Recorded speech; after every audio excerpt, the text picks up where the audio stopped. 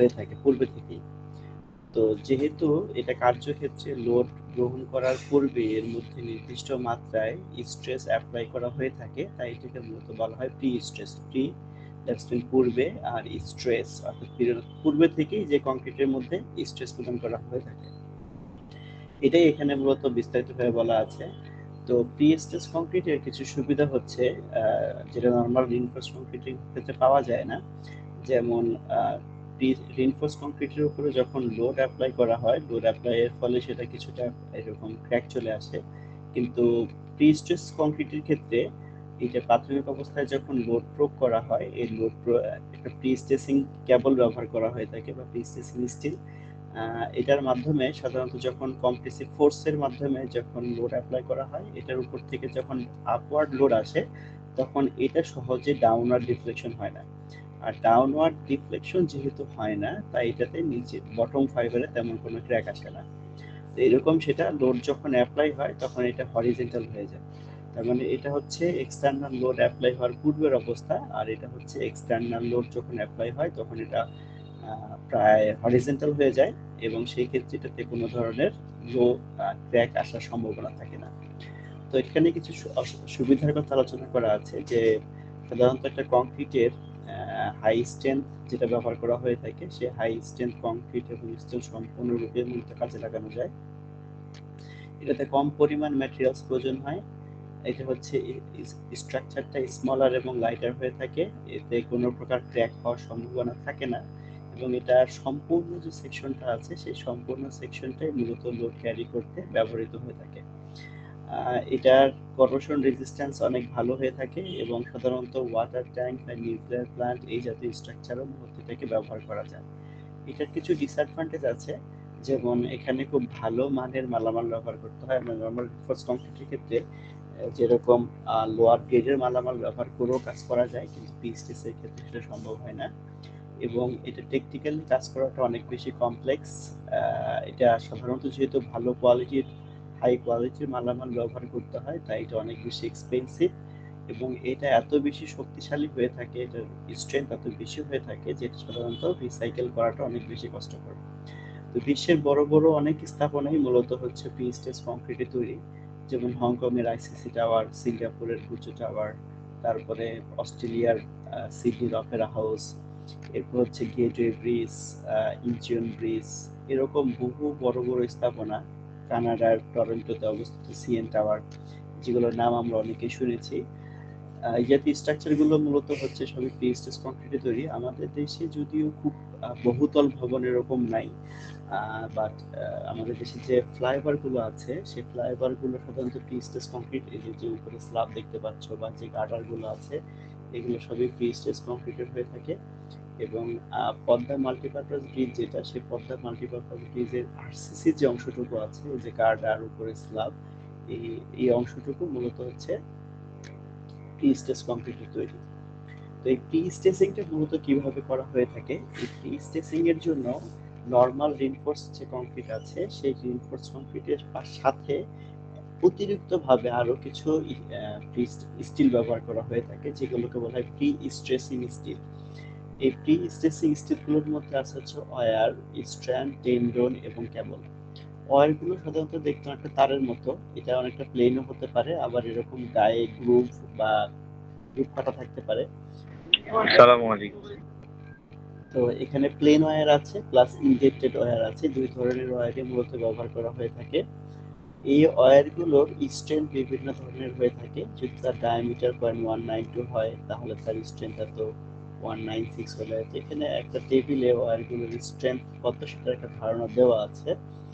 এরপর আসি স্ট্র্যান্ড। এই স্ট্র্যান্ডগুলো মূলত হচ্ছে 2, 3 বা 7টা, অর্থাৎ 2টা ওয়্যারকে পেঁচিয়ে একটা স্ট্র্যান্ড তৈরি করা, এরকম পেঁচানো থাকে। তোমরা অনেক সময় দেখেছো যে ইলেকট্রিক লাইনের যে ওয়্যারগুলো আছে, দেখবা যে এরকম পেঁচানো পেঁচানো থাকে। মেইন যে কেবলগুলো থাকে ঠিক দেখতে অনেকটা ওইরকমই, কিন্তু এগুলো ওই কেবল না। বেসিক্যালি এটা তো ইলেকট্রিসিটি প্রবাহের জন্য তৈরি করা হয়ে থাকে, আর এগুলো হচ্ছে প্রি-স্ট্রেসিং স্টিল, এগুলোর শক্তি অনেক বেশি, হ্যাঁ। বাট কি বলে, বাহ্যিকভাবে দেখতে প্রায় অনেকটা একই রকম। তো 2টা ওয়্যার অথবা 3টা ওয়্যার অথবা 7টা ওয়্যার একত্রে পেঁচিয়ে মূলত এই স্ট্র্যান্ডগুলোকে তৈরি করা হয়ে থাকে। আর টেন্ডন হচ্ছে এই গ্রুপ অফ স্ট্র্যান্ড, অর্থাৎ কতগুলো স্ট্র্যান্ড মিলে যদি একটা গ্রুপ তৈরি করা হয় তখন সেটাকে মূলত বলা হয় হচ্ছে টেন্ডন। যেমন এখানে দেখতে পাচ্ছ এই যে 7টা ওয়্যার মিলে একটা স্ট্র্যান্ড আছে, কিন্তু এখানে দেখতে পাচ্ছ যে একটা ক্রস সেকশন, এখানে অনেকগুলো স্ট্র্যান্ড আছে, 1টা 2টা 3টে এরকম কতগুলো স্ট্র্যান্ড আছে। এরকম অনেকগুলো স্ট্র্যান্ড মিলে যে গ্রুপটা তৈরি করা হয় সেটাকে মূলত বলা হয় টেন্ডন। যেমন যে এখানে একটা টেন্ডন, এখানে অনেকগুলো স্ট্র্যান্ড দেখা যাচ্ছে। এছাড়াও আরেকটা আছে সেটা হচ্ছে ক্যাবল। ক্যাবলটা হচ্ছে কতগুলো টেন্ডনের গ্রুপ মিলে একটা ক্যাবল তৈরি হয়। এই group of tendon form a free stretching cable. ক্যাবলগুলো সাধারণত ব্রিজের ক্ষেত্রে ব্যবহার করা হয়ে থাকে। যেমন 1টা 2টা 3টা এরকম কতগুলো টেন্ডন মিলে যে গ্রুপটা হয় সেই গ্রুপটাকে একত্রে মূলত বলা হয় হচ্ছে ক্যাবল। এছাড়াও রিনফোর্স কংক্রিটে যেরকম ধরনের বার ব্যবহার করা হয়ে থাকে 10, 12, 16, 20, ঠিক অ্যাজ ইউজুয়াল রিনফোর্সিং বারও এটার মধ্যে ব্যবহার করা হয়ে থাকে। যেমন এই যে এখানে দেখতে পাচ্ছ একটা প্রি স্ট্রেসিং গার্ডারের রিনফোর্সমেন্ট। এই যে দেখো এখানে রেগুলার যে রিনফোর্সমেন্ট সেই রেগুলার রিনফোর্সমেন্ট গুলো আছে, বাট এটার মাঝে এই যে একটা পাইপ রাখা হয়েছে। এই পাইপ দিয়ে পরবর্তীতে এই যে কেবলগুলো নিয়ে আলোচনা করলাম আমরা টেন্ডন, এই টেন্ডনগুলো মূলত পরবর্তীতে এই যে পাইপগুলো আছে এই পাইপগুলোর মধ্যে দিয়ে প্রবেশ করাতে হবে। প্রবেশ করিয়ে মূলত এটাকে একটা হাইড্রোলিক জ্যাকের মাধ্যমে টানা দেওয়া হয়।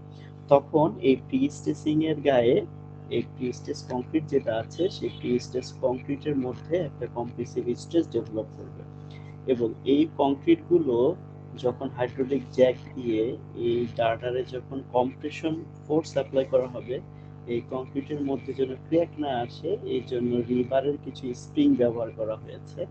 এই স্প্রিংগুলো মূলত হচ্ছে ক্র্যাক রেজিস্ট করার জন্য কাজে লাগবে। তো এই কেবল গুলো, এই যে পাইপটা দেখতে পাচ্ছ এই পাইপের মধ্য দিয়ে মূলত টেন্ডন বা ওয়্যার এগুলো, সরি স্ট্র্যান্ড এগুলো প্রবেশ করানো হবে।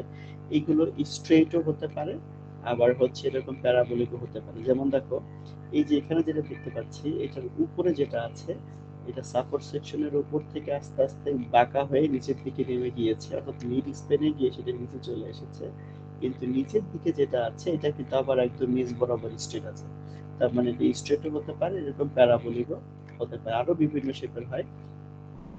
দেখো এই যে প্রান্তগুলো আছে, এই যে টেন্ডন গুলো লাগানো হয়ে থাকে, এই টেন্ডন গুলো কংক্রিটে গিয়ে আটকানোর জন্য বিভিন্ন ধরনের অ্যাঙ্করেজ ব্যবহার করা হয়ে থাকে। যদি সার্কুলার শেপের হয় তাহলে সার্কুলার, যদি রেক্টেঙ্গুলার শেপের হয় তাহলে রেক্টেঙ্গুলার, এরকম বিভিন্ন ধরনের অ্যাঙ্করেজ ব্যবহার করা হয়ে থাকে এগুলোকে আটকানোর জন্য। যেমন যে আমরা এখানে দেখতে পাচ্ছি একটা হাইড্রোলিক জ্যাক, এই জ্যাকটা অ্যাঙ্করেজ, সেই অ্যাঙ্করেজ দিয়ে মূলত হচ্ছে এখানে যে টেন্ডনটা আছে সেই টেন্ডনের প্রত্যেকটা স্ট্র্যান্ডকে আটকে দেওয়া হয়েছে, এবং পুরো যে টেন্ডনটা আছে সেই টেন্ডনটাকেও আটকে দেওয়া হয়েছে। এটা একটা বক্স গার্ডার, যার মাঝখানে নিচের দিকে ফাঁকা থাকে, উপরের অংশটা স্ল্যাবের মতো কাজ করে। এটার উপরের অংশটাকে বলা হয় টপ স্ল্যাব, এই পাশের ইনক্লাইন অংশটাকে বলা হচ্ছে ওয়েব, এবং নিচের অংশটা হচ্ছে বটম স্ল্যাব। এটা মূলত সবগুলোই হচ্ছে আলট্রা হাই পারফরমেন্স কংক্রিট দিয়ে তৈরি করা হয়ে থাকে। তো এরপর আসি এই যে কংক্রিট গুলো আছে যখন পাইপের মধ্য দিয়ে এই প্রি স্ট্রেসিং স্ট্র্যান্ড গুলো বা টেন্ডন গুলো প্রবেশ করানো হয়, এটার মাঝে অনেক সময় একটা ভয়েড থাকে। এই পাশে যে একটা যদি আমি ভিতরের ক্রস সেকশন দেখেছি, এখানে একটা স্ট্র্যান্ড, এখানে একটা স্ট্র্যান্ড, এরকম স্ট্র্যান্ড, এই পুরোটা মিলে একটা গ্রুপ, এই গ্রুপের মাঝে কিছু ভয়েড থাকে। এই ভয়েড গুলোকে ফিল আপ করে দেওয়ার জন্য অনেক সময় গ্রাউটিং ব্যবহার করা হতে পারে, সব সময় যে আসলে ব্যবহার করা হয় তা না, এটা ডিজাইনের পার্সপেক্টিভে ডিজাইন ইঞ্জিনিয়ার মূলত এটা চুজ করে থাকে। তো কেমিক্যাল দিয়ে এই গ্রাউটটা হচ্ছে ওয়ান কাইন্ড, মানে পানি, সিমেন্ট এবং হচ্ছে কিছু স্যান্ড, সাথে ওয়াটার রিডিউসিং অ্যাডমিক্সচার, এছাড়া আরো কিছু কেমিক্যাল ব্যবহার করে মূলত এই গ্রাউটটাকে তৈরি করা হয়ে থাকে। এই গ্রাউটের কিছু নির্দিষ্ট প্রপার্টিস আছে, যেমন এটা পর্যাপ্ত পরিমাণে ফ্লুইড হতে হবে, এটাতে কোনো প্রকার ব্লিডিং বা সেগ্রিগেশন হওয়া যাবে না, এটা শ্রিঙ্কেজের পরিমাণ লো হতে হবে, এবং এটা স্ট্রেংথটা অনেক হার্ড হতে হবে, কোনো ধরনের ক্ষতিকর পদার্থ থাকতে পারবে না, এবং এটা ডিউরেবল হবে। স্টেজ কংক্রিটে মূলত যে কোর্স এগ্রিগেট গুলো ব্যবহার করা হয়ে থাকে তার একটা মিনিমাম সাইজ আছে, অর্থাৎ যে মেম্বারটা ব্যবহার করা হয়ে থাকে সেই মেম্বারের থিকনেসের 4 ভাগের 1 ভাগ। অথবা টেন্ডন বা স্ট্যান্ডের মাঝে যে ডিস্টেন্স থাকে তার থেকে 5 মিলিমিটার কম অথবা 40 মিলিমিটার। এই তিনটার ভিতরে সর্বনিম্ন যেটা সেটাই হবে হচ্ছে এগ্রিগেটের ম্যাক্সিমাম সাইজ।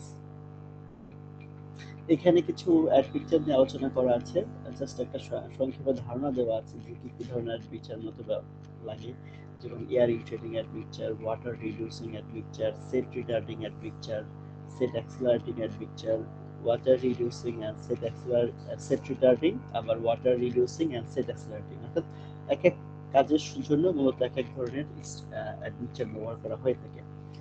এখন আসি এই যে প্রি-স্টেজ কংক্রিটটা আমি আলোচনা করলাম যে এটা আসলে কিভাবে তৈরি করা হয়, অর্থাৎ এই যে প্রি-স্টেজটা কংক্রিটের উপর লোড অ্যাপ্লাই হওয়ার পূর্বে দেওয়া হয়ে থাকে, এটা আসলে কিভাবে দেওয়া হয়ে থাকে। তো এটার জন্য মূলত তিন ধরনের পদ্ধতি আছে, বা প্রি-স্টেজিং এর যে ক্লাসিফিকেশন এটাকে প্রথমত তিনটে ভাগে ভাগ করা হয়। একটা হচ্ছে pre tensioning and post tensioning, external and internal, আর একটা হচ্ছে partial and full.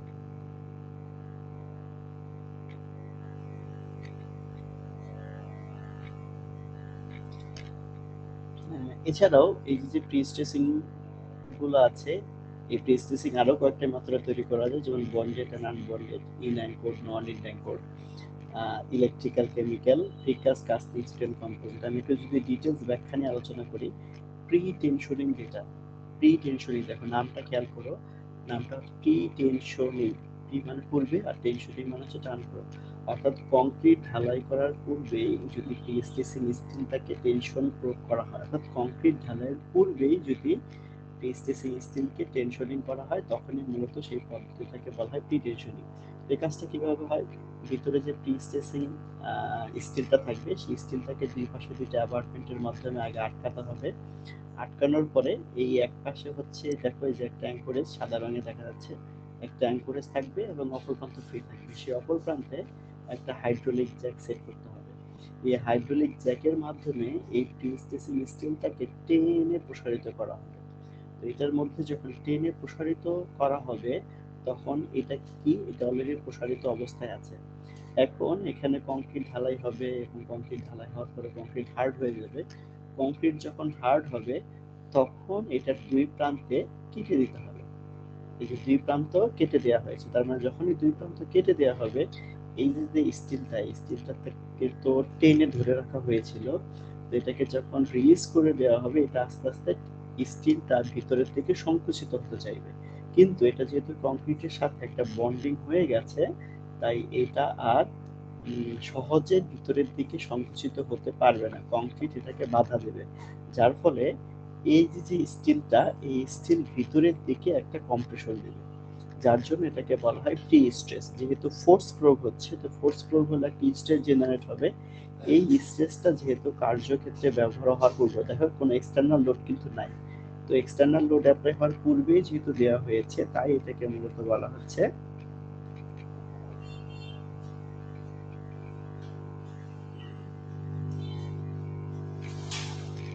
Pre stress. এবং এটা যেহেতু কংক্রিট ঢালার পূর্বেই দেওয়া হচ্ছে, তাই এটাকে বলা হয় প্রি টেনশনিং।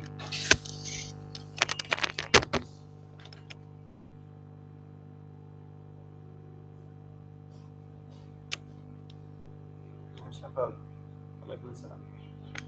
হ্যাঁ, অফিসে আছি, একটু ক্লাস নিচ্ছিলাম অনলাইনে।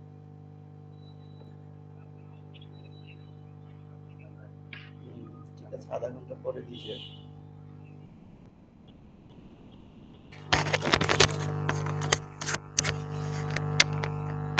আচ্ছা, তো এই স্ট্রেসটা ভিতরে থেকে যখন একটা কম্প্রেশন দেয়, তখন এই কংক্রিটের গায়ে একটা কম্প্রেসিভ স্ট্রেস জেনারেট হয়, এই জন্য এটাকে মূলত বলা হচ্ছে প্রি টেনশনিং।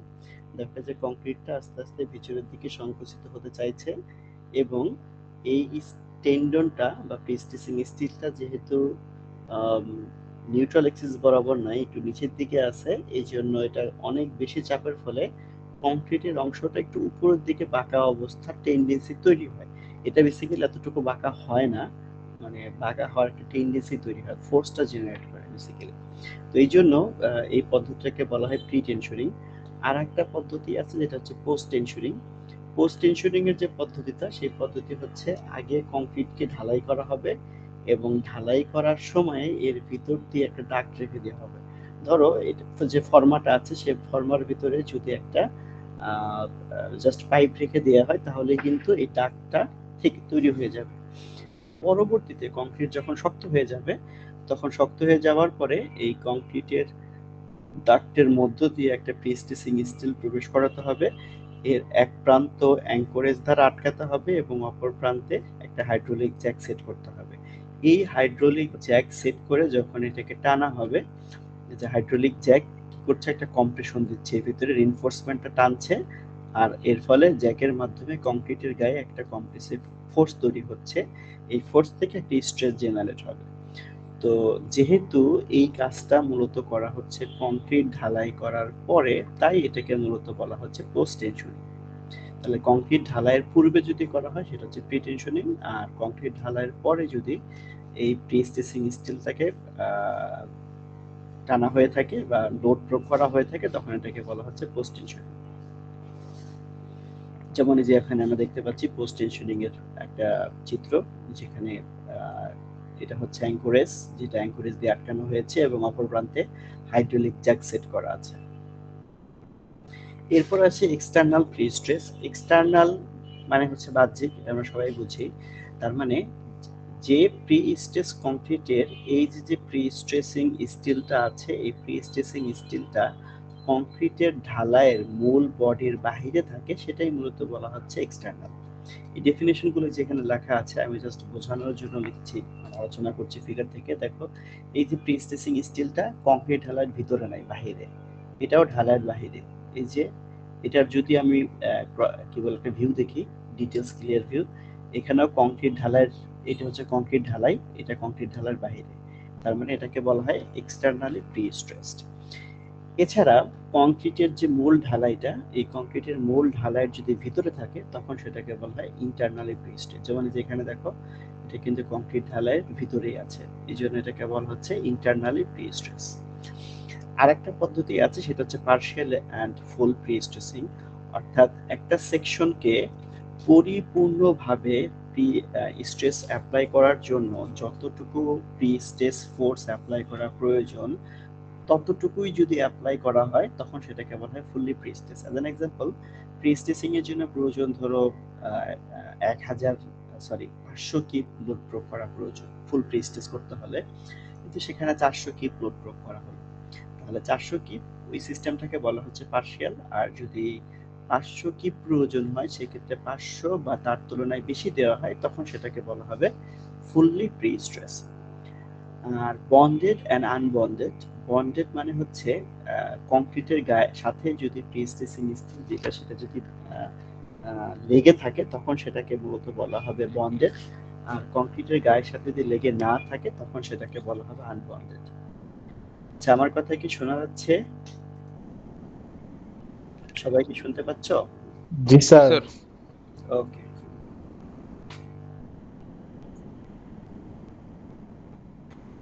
আচ্ছা, এরপরে আরেকটা পদ্ধতি আছে, সেটা হচ্ছে ইন্ড অ্যাঙ্কর্ড অ্যান্ড নন ইন্ড অ্যাঙ্কর্ড। এই যে পদ্ধতিগুলো বললাম এগুলো কিন্তু মুখস্থ করার, অর্থাৎ এই যে ডেফিনিশন গুলো আছে জাস্ট এগুলো পড়বা, তুমি যদি নামগুলো মনে রাখতে পারো তাহলে কিন্তু সহজেই ব্যাখ্যা করতে পারবা।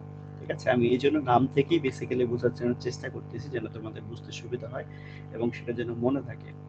ইন্ড অ্যাঙ্কর্ড, ইন্ড মানে হচ্ছে প্রান্ত, আর অ্যাঙ্কর্ড হচ্ছে অ্যাঙ্করেজ করা।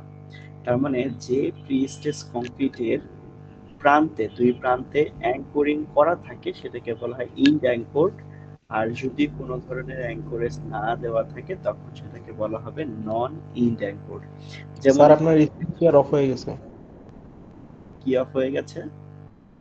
স্যার স্ক্রিন শেয়ার অফ হয়ে গেছে স্যার, স্লাইড দেখা যাচ্ছে না। স্ক্রিন দেখা যাচ্ছে না স্যার। ওকে,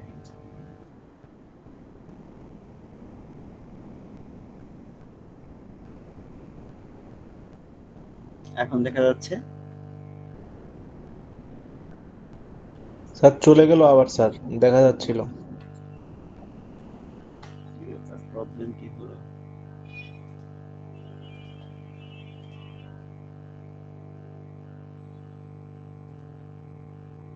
জি স্যার, এবার দেখা যাচ্ছে।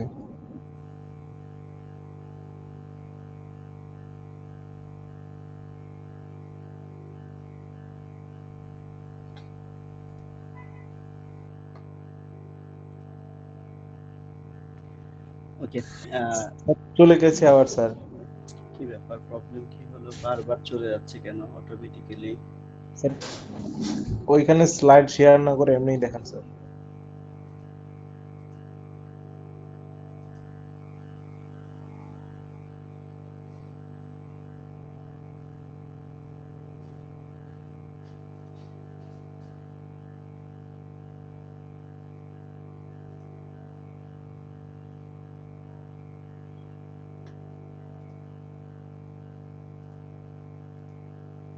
এখন দেখা যায়?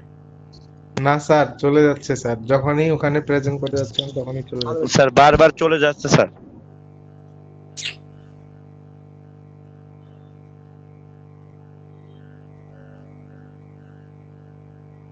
জি স্যার, এভাবেই রাখেন স্যার।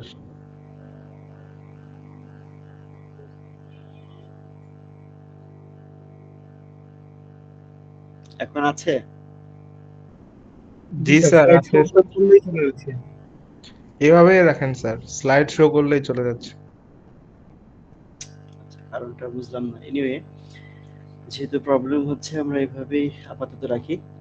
ইন্ড অ্যাঙ্কোর্ড অ্যান্ড নন ইন্ড অ্যাঙ্কোর্ড, যেটা ইন্ড অ্যাঙ্কোর্ডের ক্ষেত্রে সাধারণত যে ধরনের প্রিস্টিসিং স্টিলে প্রিস্টিস কংক্রিটের ক্ষেত্রে দুই প্রান্তে অ্যাঙ্কোরেজ করা থাকে, তখন সেটাকে বলা হয় ইন্ড অ্যাঙ্কোর্ড। আর যদি দুই প্রান্তে অ্যাঙ্কোরেজ করা না থাকে তখন সেটাকে বলা হয় নন ইন্ড অ্যাঙ্কোর্ড। যেমন আমরা এই ফিগারটা যদি দেখি, দেখো এই যে এখানে এই যে প্রিস্টিসিং স্টিলটা ব্যবহার করা হয়েছে, এই প্রিস্টিসিং স্টিলটা একটা অ্যাঙ্করেজের মাধ্যমে আটকানো আছে। তো যেহেতু এটা অ্যাঙ্করেজের মাধ্যমে আটকানো আছে, এটা হচ্ছে ইন্ড অ্যাঙ্কর্ড। আর এই যে যে কিছু স্ল্যাব দেখা যাচ্ছে, যে স্ল্যাবগুলো কংক্রিটের সাথে প্রিস্টিসিং যে স্টিল, সেই স্টিলের একটা বন্ডিং অবস্থায় আছে এবং এটা শেষ প্রান্তে কোনো অ্যাঙ্করেজ নাই, তাই এটাকে বলা হচ্ছে নন ইন্ড অ্যাঙ্কর্ড। ঠিক আছে? তো স্বাভাবিক অর্থে আমরা সহজে বলতে পারি যেটা প্রি টেনশনিং সেটা নন ইন্ড অ্যাঙ্কর্ড। কারণ প্রি টেনশনিং এর ক্ষেত্রে খেয়াল করো যে প্রি টেনশনিং এর ক্ষেত্রে সাধারণত কংক্রিট ঢালাই করার পূর্বে রিইনফোর্সমেন্টটাকে টানা হয়, এরপরে কংক্রিটটাকে ঢালাই করা হয়। তবে যখন কংক্রিট ঢালাই করা হয় তখন কিন্তু স্টিলের সাথে কংক্রিট একটা বন্ডিং হয়ে যায়। ঠিক আছে? তো যেহেতু বন্ডিং হয়ে যায় তখন সেটাকে বলা হচ্ছে বন্ডেড, এবং যেহেতু বন্ডেড হয় এবং সেটার প্রান্তে কোনো অ্যাঙ্করেজ দেওয়ার প্রয়োজন পড়ে না, তাই সেটাকে বলা হয় নন ইন্ড অ্যাঙ্কর। তাই বলা হয় যে যেটা প্রি টেনশনিং সেটাই মূলত নন ইন্ড অ্যাঙ্কর এবং সেটাই মূলত বন্ডেড। তার মানে every pre tensioning pre-stressed concrete is one kind of non-ind anchored and bonded. আর যদি পোস্ট টেনশনিং হয়, পোস্ট টেনশনিং এর ক্ষেত্রে সাধারণত ইন্ড অ্যাঙ্কর্ড, মানে যেহেতু ঢালাইটা যখন হয়, ঢালাই করার সময় এর ভিতরে একটা ডাক্ট রাখা হয় এবং ওই ডাক্টের মধ্য দিয়ে পরবর্তীতে স্টিল প্রবেশ করানো হয়। তার মানে এটা দুই প্রান্তে একটা অ্যাঙ্করেজ করে আটকে দিতে হবে। কেন? কারণ যেহেতু ডাক্টের মধ্য দিয়ে স্টিল প্রবেশ করানো হচ্ছে, তাই কংক্রিটের সাথে এটার ভিতরে কোনো বন্ডিং থাকে না। ঠিক আছে? তো প্রাথমিক অবস্থায় এটা কি থাকে? আনবন্ডেড অবস্থায় থাকে এবং এটার দুই প্রান্তে আটকে দেওয়া হয়। এরপরে ওই যে গ্রাউটিং নামে যে একটা টপিক আলোচনা করেছিলাম, সেই গ্রাউটিং দিয়ে যখন ভয়েড গুলোকে ফিল আপ করে দেওয়া হয় তখন মূলত সেটাকে বলা হবে বন্ডেড। তো আমি যদি বলি, বেসিক্যালি প্রথমটা হবে হচ্ছে আনবন্ডেড আর পরেরটা হবে হচ্ছে বন্ডেড। প্রাথমিক অবস্থায় সেটা আনবন্ডেড অবস্থায় থাকে এবং পরবর্তীতে সেটাকে গ্রাউটিং এর মাধ্যমে বন্ডেড করে দেওয়া হয়। এছাড়া আরো একটা পদ্ধতি আছে, ক্লাসিফিকেশন আছে, যেটাকে বলা হচ্ছে linear pre stress. Linear pre stress মানে হচ্ছে যদি স্ট্রাকচারটা লিনিয়ার টাইপের হয়, অর্থাৎ একদম গোলাকার না হয়ে রৈখিক আকার হয়, সেখানে কিছুটা কার্ভ আকৃতির হতে পারে। যেমন আমরা ফ্লাইওভারের ক্ষেত্রে দেখে থাকি, যে কিছুক্ষণ আগে যে একটা ফ্লাইওভারের চিত্র দেখেছিলাম, এই যেখানে এই ফ্লাইওভার গুলো কিন্তু স্ট্রেট না, হ্যাঁ, একটা কার্ভের মতো আছে। তো স্ট্রেট না হলেও এই এগুলোর ভিতর যে প্রিস্টিসিং সিস্টেমটা অ্যাপ্লাই করা আছে এটাকে মূলত লিনিয়ার বলা হয়। লিনিয়ার মানে হচ্ছে রৈখিক আকারে, সরল রৈখিক হইতে হবে সেটা নট নেসেসারি। সহজ কথা হচ্ছে মানে সার্কুলার টাইপের যেটা না, সেটাকে মূলত বলা হচ্ছে লিনিয়ার। ঠিক আছে? তো এই লিনিয়ার যে স্ট্রাকচার গুলো আছে, এটা গার্ডার হতে পারে, স্ল্যাব হতে পারে। সাধারণত এই জাতীয় স্ট্রাকচার গুলোতে যে প্রিস্টেসিংটা করা হয় এগুলো সবসময় লিনিয়ারই হয়ে থাকে, বাট লিনিয়ারের মধ্যে এটা আবার স্ট্রেট হতে পারে, কিছুটা কার্ভ আকৃতি হতে পারে। যেমন দেখো এই যে সেকশনটা, এই সেকশনের ভিতর দিয়ে একটা, এই যে উপরের যে অংশটা আছে, উপরের যে টেন্ডনটা একটা গাঢ় কালারের মাধ্যমে দেখানো আছে, এটা হচ্ছে কেবলের মতো ঝুলে আছে।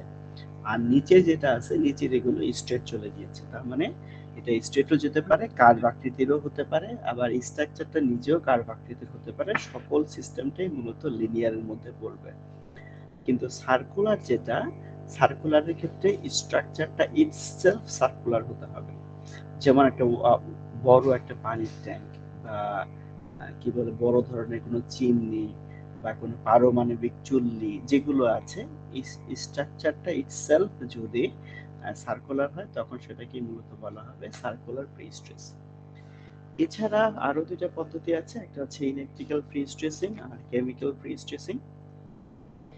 কেমিক্যাল প্রিস্ট্রেসিংটা হচ্ছে, ইলেকট্রিক্যাল প্রিস্ট্রেসিং হচ্ছে, আমরা নর্মালি মূলত জানি যে মেটালের মধ্য দিয়ে যখন ইলেকট্রিসিটি প্রবাহিত হয় তখন সেটা উত্তপ্ত হয়, আর উত্তপ্ত হলে সেটা প্রসারিত হবে। তো প্রিস্ট্রেসিং, প্রিস্ট্রেস কংক্রিটের ক্ষেত্রে এই কংক্রিটের গায়ে স্ট্রেসটা অ্যাপ্লাই করার জন্য কিন্তু স্টিলটাকে প্রসারিত করাতে হয়। তো এই প্রসারণের জন্য যদি ইলেকট্রিসিটি ব্যবহার কাজে লাগানো হয় তখনই মূলত এটাকে বলা হবে ইলেকট্রিক্যাল প্রিস্ট্রেসিং। দেখো এখানে বলা আছে, in this method reinforcing bars is coated with thermoplastic material such as sulphur or low melting alloy. অর্থাৎ এটাকে প্রথমত একটা কোটিং দেওয়া হয় এটার গায়ে, and buried in the concrete, এবং কংক্রিটের মধ্যে সেটাকে ঢালা হয়, অর্থাৎ ঢালাই করা হয়। After the concrete is set, কংক্রিটটা যখনই শক্ত হয়ে যায়, electric current of low voltage but high amperage, অর্থাৎ ভোল্টেজের পরিমাণটা কম হবে কিন্তু অ্যাম্পিয়ার অনেক বেশি হবে, এইভাবে যখন সেটার মধ্য দিয়ে লোড প্রয়োগ করানো হবে তখন এটা এটা প্রসারিত হবে। তো এই প্রসারণটার ফলে স্টিলটার প্রাথমিক যে দৈর্ঘ্য, সে প্রাথমিক দৈর্ঘ্যের তুলনায় পরবর্তীতে তার দৈর্ঘ্যটা বেড়ে যাবে। তো এরপরে যখন এটাকে ঠান্ডা করা হয়ে যাবে, অর্থাৎ ইলেকট্রিক কারেন্টটা যখন, ইলেকট্রিসিটি যখন প্রবাহ বন্ধ হয়ে যাবে তখন কিন্তু হিট আস্তে আস্তে কমে যাবে। যখনই এটা হিট কমে যাবে তখন কি হবে, স্টিলটা সংকুচিত হতে চাইবে কিন্তু কংক্রিট সেটাকে বাধা দেবে, যার ফলে এইটার মাঝে একটা প্রিস্ট্রেসিং স্ট্রেস ডেভেলপ করবে। তো যেহেতু এখানে ইলেকট্রিসিটি অ্যাপ্লাই করা হয়েছে তাই এটাকে মূলত বলা হয় ইলেকট্রিক্যাল প্রিস্ট্রেসিং। আর যদি এই যে স্টিলটা ব্যবহার করা হয়, এই স্টিলটা প্রসারণের জন্য যদি কোনো ধরনের কেমিক্যাল ব্যবহার করা হয়ে থাকে, সেই কেমিক্যালের ফলে সাধারণত প্রিস্ট্রেসিং স্টিলটা প্রসারিত হবে এবং পরবর্তীতে সেটা আস্তে আস্তে ধীরে ধীরে সংকুচিত হয়ে যাবে। তো তখন সেই পদ্ধতিটাকে মূলত বলা হয় কেমিক্যাল প্রিস্ট্রেসিং। এবং সর্বশেষ যেটা আছে সেটা হচ্ছে precast, cast in situ and composite. অর্থাৎ প্রিকাস্ট মানে কি এটা আমরা সবাই জানি, পূর্বে ঢালাই করা হয়, অর্থাৎ যে প্রিস্টেস কংক্রিটটা কার্যক্ষেত্রে ব্যবহার হওয়ার পূর্বেই ঢালাই করা হয়ে থাকে সেটাকে বলা হয় প্রিকাস্ট। আর যে প্রিস্টেস কংক্রিট যেখানে ব্যবহার করা হবে সেখানেই ঢালাই করা হয় সেটাকে বলা হয় কাস্ট ইন সিটু। আর এই দুইটা পদ্ধতির যদি কম্বিনেশন থাকে তখন সেটাকে বলা হয় কম্পোজিট। যেমন তোমরা ঢাকার রোডগুলোতে আসা যাওয়ার সময় দেখেছো যে গার্ডার গুলো কিন্তু প্রথমত যে পজিশন গুলো আছে সেই পজিশনে গুলোই কিন্তু ঢালাই করা হয়ে থাকে, কারণ 50 ফিট 60 ফিট দৈর্ঘ্যের একটা গার্ডার এটা তো আসলে উঁচু করা সম্ভব হয় না। তো এগুলো কি করা হয়, এগুলো হচ্ছে প্রথমে রিইনফোর্সমেন্ট ডিটেইলিং অনুযায়ী সেগুলোকে সেট করে এরপর ঢালাই করা হয়, সেগুলোকে বলা হয় কাস্ট ইন সিটু। এবং এই গার্ডার গুলোর উপরে যে স্ল্যাবের প্যানেল গুলো আছে, এই প্যানেল গুলো কিন্তু আর পূর্বে ঢালাই করা থাকে এবং সেগুলো পরবর্তীতে এসে জোড়া দেওয়া হয়, এটার সাথে লাগিয়ে দেওয়া হয়, এটাকে বলে প্রিকাস্ট। তো ফুল একটা স্ট্রাকচারে যেহেতু প্রিকাস্ট, একটা স্ল্যাব একটা অংশ সেটা প্রিকাস্ট হচ্ছে, আবার একটা অংশ গার্ডার সেটা কাস্ট ইন সিটু হচ্ছে, তখন এই পদ্ধতিটাকে বলা হচ্ছে কম্পোজিট। এছাড়াও আবার কিছু কিছু বক্স গার্ডার যেটা আছে, যেমন উত্তরাতে বা কিছু কিছু জায়গায় দেখেছিলাম যে বক্স গার্ডার ক্রেন দিয়ে উঁচু করে তারপরে গিয়ে পজিশনে বসাচ্ছে। তো এইগুলো সম্পূর্ণটাই হচ্ছে প্রিকাস্ট, অর্থাৎ তাকে ঢালাই করা হয়, এরপরে কোনো মেকানিক্যাল ডিভাইসের মাধ্যমে সেটাকে তার নির্দিষ্ট পজিশনে সেট করতে হয়, এটাকে বলা হয় কাস্টিং প্রিকাস্ট। এরপর আসে প্রি-স্ট্রেস কংক্রিটের যে কংক্রিটটা আছে, সেই কংক্রিটের স্ট্রেংথ মূলত কত হতে হয়। কংক্রিটের সর্বোচ্চ গ্রেড সাধারণত 60 মেগাপ্যাসকেল বা এর চাইতে বেশিও হতে পারে, বাট মিনিমাম যেটা আছে সেটার ক্ষেত্রে হচ্ছে পোস্ট টেনশনিং এর ক্ষেত্রে 30 মেগাপ্যাসকেল হতে হবে, আর প্রি টেনশনের ক্ষেত্রে হচ্ছে 40 মেগাপ্যাসকেল হতে হবে। ঠিক আছে। আর প্রি-স্ট্রেস কংক্রিটের কিছু জেনারেল প্রপার্টিজ আছে, যেমন স্টিফনেস, গ্রিপ, এগুলো মূলত কংক্রিট রিইনফোর্স কংক্রিটের যে প্রপার্টিজ সেই প্রপার্টিজের মতোই। তো এগুলো যেহেতু তোমাদের মোটামুটি জানা আছে, এগুলো নিয়ে আমি ডিটেলস আলোচনা করছি না, জাস্ট একটু স্মরণ করিয়ে দিচ্ছি। যে রিইনফোর্স কংক্রিটের মতোই প্রি-স্ট্রেস কংক্রিটের ক্ষেত্রেও স্টিফনেস থাকতে হবে, তার ক্রিপ রেজিস্ট্যান্স থাকতে হবে, সেটা অবশ্যই ডিউরেবল হতে হবে, এবং এটাতে শ্রিঙ্কেজের পরিমাণটা কম হতে হবে। ঠিক আছে। তো এই ছিল হচ্ছে মূলত আজকের এই টপিকসের আলোচনা। যদি কারো কোনো কোশ্চেন থেকে থাকে তাহলে তোমরা কোশ্চেন করতে পারো বোঝার সুবিধার জন্য। 39 নম্বর স্লাইডে একটু যাবেন কাইন্ডলি। হ্যাঁ, আর এখানে প্রথমটা দেখা হচ্ছে পোস্ট টেনশনিং, এটা কি পোস্ট টেনশনিং হবে নাকি প্রি টেনশনিং হবে? না, এটা পোস্ট টেনশনিং, কারণ পোস্ট টেনশনিং এর ক্ষেত্রে মূলত ইন্ড অ্যাঙ্কর করা হয়ে থাকে, কিন্তু যেটা প্রি টেনশন সেখানে সাধারণত ইন্ড অ্যাঙ্কর করার প্রয়োজন পড়ে না। আচ্ছা, ঠিক আছে, ধন্যবাদ।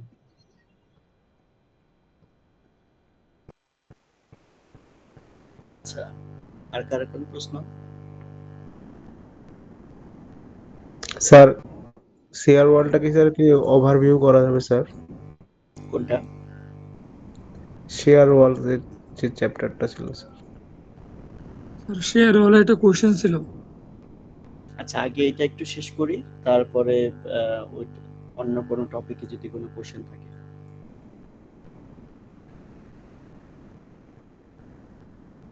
স্যার এটা বুঝছি স্যার, মোটামুটি আলহামদুলিল্লাহ। ঠিক আছে, ওকে, তাহলে এটা নিয়ে কারো কোনো কোশ্চেন নাই। আচ্ছা, এখন বলো যে তোমাদের অন্য কোনো টপিকসে কি বললা কোশ্চেন আছে, কি প্রবলেম আছে? স্যার আমরা যে শেয়ার ওয়ারে হুম, লোড কম্বিনেশন করে, হুম। স্যার আমাদেরকে সেই পিইউর মান কোনো ক্যালকুলেশন করা লাগে বা কোথাও কাজে লাগে নাকি এখান থেকে আমরা শুধু ফ্যাক্টরটা ক্যালকুলেট করি? মানে কোনটা কোনো কাজে লাগে কিনা? পিইউ আমরা তো ম্যাক্সিমাম লোড তো স্যার মেজার করি প্রথমে, হুম, যে হুম, অনেকগুলো লোড কম্বিনেশন থাকলে আমরা যেটা ম্যাক্সিমাম আসে ওটা নেই। হুম, হুম। স্যার সেই ক্ষেত্রে আমার পিইউর মান কোনো কাজে লাগে? হ্যাঁ, পিইউ কাজে লাগে। খেয়াল করে দেখো যে তোমরা যখন কি বলে শেয়ার ক্যাপাসিটি যখন বের করো, সেই শেয়ার ক্যাপাসিটি বের করতে গেলে এনইউ, তারপরে হচ্ছে মোমেন্ট ক্যাপাসিটি বের করতে গেলে একটা টার্ম আছে এনইউ। এনইউ মানে হচ্ছে ডিজাইন এক্সিয়াল লোড। তো এনইউ আর পিইউটা বেসিক্যালি একই টার্ম। তোমাদের যে 2 নম্বর স্টেপ যেটা ছিল, 2 নম্বর স্টেপে খেয়াল করে দেখো যে প্রথমত হচ্ছে কি বলে লোড বের করার পরে এনইউ একটা টার্ম ক্যালকুলেশন করা হয়েছিল। এই এনইউটাই মূলত হচ্ছে পিইউ, মানে আলটিমেট লোড বা স্যার আলটিমেট আমাদের এখানে এনইউ তো ছিল ডিজাইন লোড। ওই পিইউটাই ডিজাইন লোড। পিইউ আর এনইউ বেসিক্যালি একই টার্ম। স্যার তাহলে কি এনইউতে আমার আর্থকোয়েক লোড, উইন্ড লোড, তারপর ডেড লোড সব আসবে? না, ওইটা হচ্ছে তুমি যখন এক্সিয়াল লোড নিবা, ঠিক আছে, এক্সিয়াল লোডের ক্ষেত্রে তোমার শুধু এক্সিয়াল অংশটুকুই আসবে। অ্যাজ অ্যান এক্সাম্পল, যেমন ধরো আর্থকোয়াক লোড আছে, ডেড লোড আছে, লাইভ লোড আছে, আর্থকোয়াক লোডের এক্সিয়াল কম্পোনেন্ট আছে, তখন সবই আসবে। কিন্তু আর্থকোয়াক লোড, উইন্ড লোডের যদি কোনো এক্সিয়াল ভ্যালু না থাকে তখন এটা আসবে না। অ্যাজ অ্যান এক্সাম্পল ধরো লোডের ভ্যালু, ডেড লোডের ভ্যালু ধরো 100, লাইভ লোডের ভ্যালু ধরো 50, এবং আর্থকোয়াকের ভ্যালু ধরো 60, উইন্ডের ভ্যালু ধরো 40 অ্যাজ অ্যান এক্সাম্পল। এটা হচ্ছে লোডের ভ্যালু, এবং সেখানকার কম্বিনেশনটা হচ্ছে ধরো 1.2 ডেড লোড, 1.6 1 লাইভ লোড, আর ধরো 1 আর্থকোয়াক লোড। তাহলে ওই কম্বিনেশনে কি কি আছে? ডেড লোড আছে, আর্থকোয়াক আছে, লাইভ লোড আছে। তার মানে তিনটা লোডই এখানে ইউজ করতে হবে, এবং সেই ক্ষেত্রে যে পিইউটা বের হবে বেসিক্যালি সেটাই হচ্ছে এনইউ। স্যার আমাদের যদি 3টা লোড দেওয়া থাকে, earthquake, dead load, live load দেওয়া আছে, কিন্তু আমাকে ওয়েন লোড দেওয়া নাই, আর সেই ক্ষেত্রে কি ওয়েন লোডের মানটা 0 হবে? তখন জিরো হয়ে যাবে, রাইট?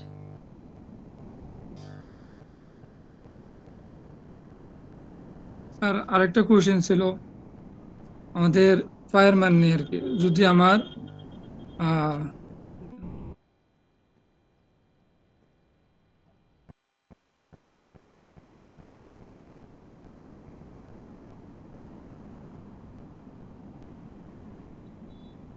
স্যার আমরা তো সি এর মান বের করে তারপর 0.375 ডি এর সাথে তুলনা করি। হুম হুম যদি সি এর মানটা কম আসে তাহলে আমরা ফাই সমান 0.9 ইউজ করতে পারি। হুম হুম কিন্তু স্যার যদি বেশি আসে, আপনি বলছিলেন যে আমরা একটা গ্রাফ থেকে, অর্থাৎ phi is equal to 0.483 plus 83.3 epsilon naught t use করতে। হ্যাঁ, স্যার আমরা এখানে এপসাইলন নট টি এর কোন মান বসাবো? এপসিলন অফ টি হবে 0.005 ম্যাক্সিমাম স্ট্রেইন। তাহলে তো আমরা এখানে যদি এপসাইলন টি 0.005 বসাই, তাহলে তো আমরা ওই গ্রাফ অনুযায়ী এটা ফাইয়ের মান 0.9 বসাতে পারি। আচ্ছা, আমাদের রেঞ্জে ছিল। আচ্ছা, এখানে একটা বিষয় আছে, যেমন ধরো 0.005 বসালে ফায়ার ভ্যালুটা দেখবে ক্যালকুলেশন করলে অটোমেটিক্যালি 0.9 আসবে।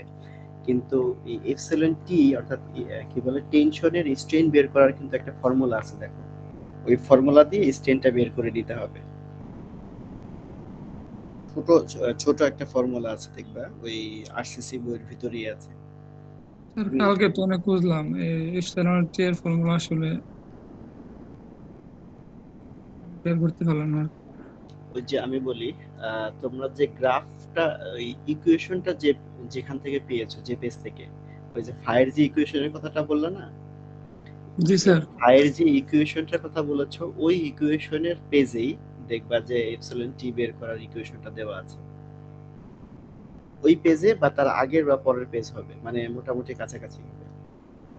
তবে হ্যাঁ, এখানে একটা প্লাস পয়েন্ট হচ্ছে শিয়ার ওয়ালের ক্ষেত্রে সাধারণত মানে কি বলে স্ট্রেন কম হওয়ার সম্ভাবনা থাকে না, সবসময় বেশি হয়।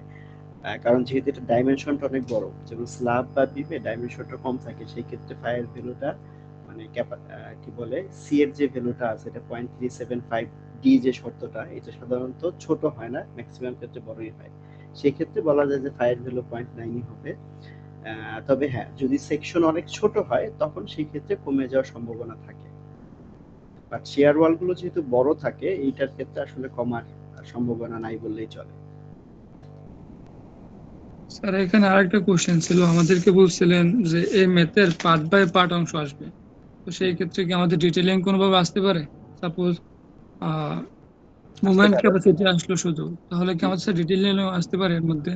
আসতে পারে।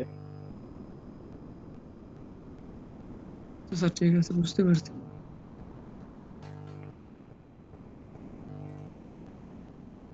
আচ্ছা, আর কারো কোনো প্রশ্ন আছে?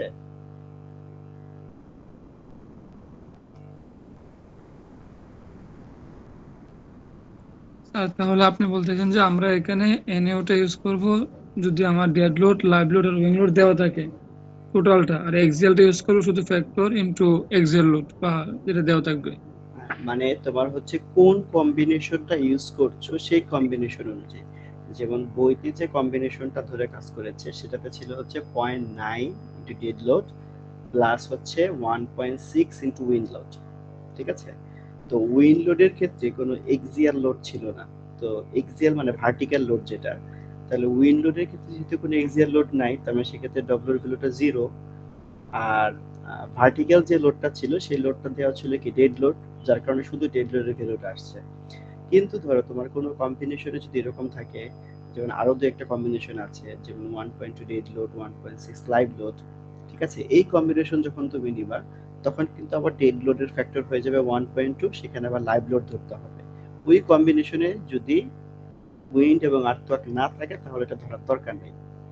আবার যদি কোনো কম্বিনেশনে ধরো ডেড লোড, লাইভ লোড আছে, উইন্ড আছে, তাহলে ডেড লোডও ধরতে হবে, লাইভ লোডও ধরতে হবে, উইন্ডও ধরতে হবে।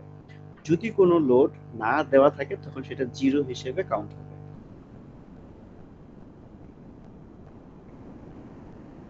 ওটা স্যার জিরো ধরলাম, কিন্তু স্যার এনইউর মানটা স্যার আপনি বললেন, এটা আসলে কি আমার টোটালটা বসাবো, যে ডেড লোড, হ্যাঁ লাইভ লোড, হ্যাঁ তার সাথে ফ্যাক্টর গুণ করে যেটা আসবে, হ্যাঁ হ্যাঁ, রাইট, সবগুলোই আর আসবে। আমি ফ্যাক্টর এক্সিয়াল লোড ক্যালকুলেট করবো শুধু কি বলে উইন্ডারটা। না, মোমেন্টের ক্ষেত্রে হরিজন্টাল যেটা আছে, হরিজন্টালের ক্ষেত্রে তোমার উইন্ড আসুক বা আর্থকোয়াক আসুক সেটা, কিন্তু তুমি যখন এনইউ বের করবা, এনইউ মানে হচ্ছে ভার্টিক্যাল বা এক্সিয়াল লোড, সেটার সময় সবগুলোই আসবে। যদি কোনোটা না থাকে তখন সেটা জিরো হিসেবে কনসিডার হবে। সহজ কথা। তুমি কোন কম্বিনেশনটা নিয়ে হিসাব করবা সেটার উপর ডিপেন্ড করবে। আমি যদি 1.2 into dead load, 1.6 into live load plus something 1 into earthquake হিসাব করি, হুম, সেইখানে আমার the factor axial load NU সেটা কত আসবে?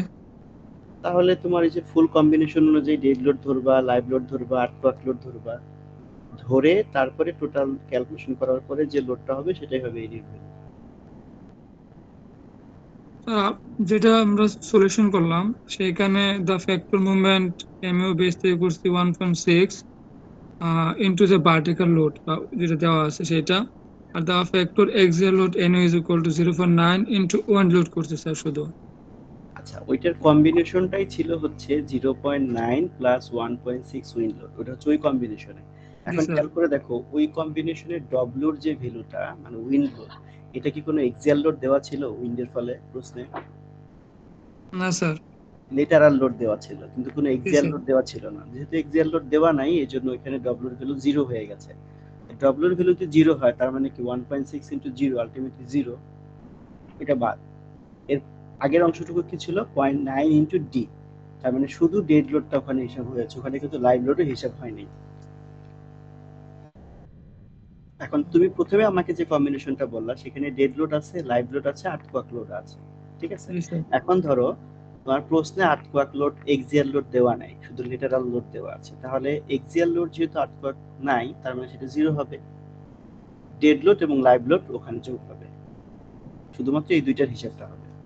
আর যদি যেমন যদি দেওয়া থাকতো তখন সেটা অ্যাড হতো।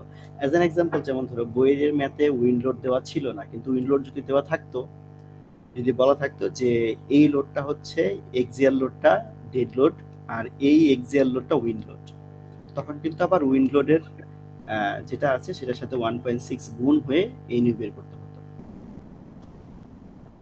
তারপরে স্যার আমরা যে আলফা বের করি, alpha is equal to nu divided by S L W F C prime, সেই এনইউর জায়গায় আমি টোটাল মানটা বসাই দিতাম।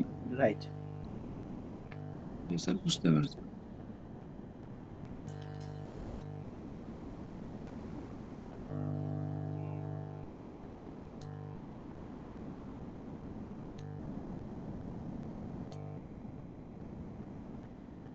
স্যার আমরা যেহেতু এটা অ্যানালাইসিস করতেছি, যদি কোনো মান আমাদের লিমিটের মধ্যে না আসে তাহলে সেটা শুধু লিখবো যে নট এডিকুয়েট। হুম, যদি অ্যাডিকুয়েট না হয় জাস্ট ওটা লিখে দিলেই হবে।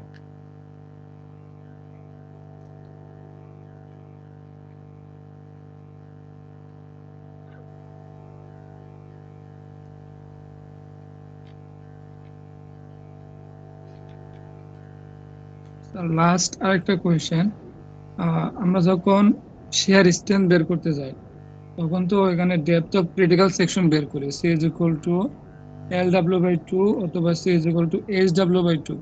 আর এখানে দুইটার মধ্যে একটা ইউজ করলেই হবে নাকি? না, এই দুইটার ভিতরে যেটা লোয়েস্ট হবে সেটাই হবে হচ্ছে ক্রিটিক্যাল সেকশন। ও আচ্ছা স্যার।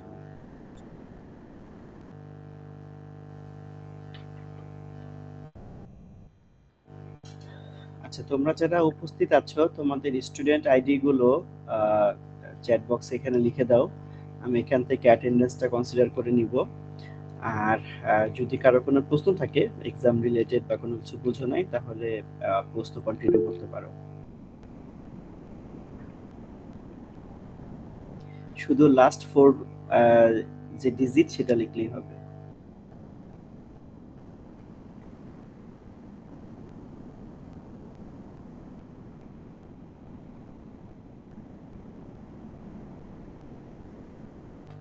স্যার থিওরি কোশ্চেন কি স্যার একটাই থাকবে? একটা থাকতে একটা একাধিক থাকতে পারে, তবে একটা লেসন থেকে অন্য কোনো লেসন থেকে সাধারণত থিওরি আসার সম্ভাবনা নাই। আজকে যে লেসনটা আলোচনা করলাম এখান থেকে থিওরি থাকবে।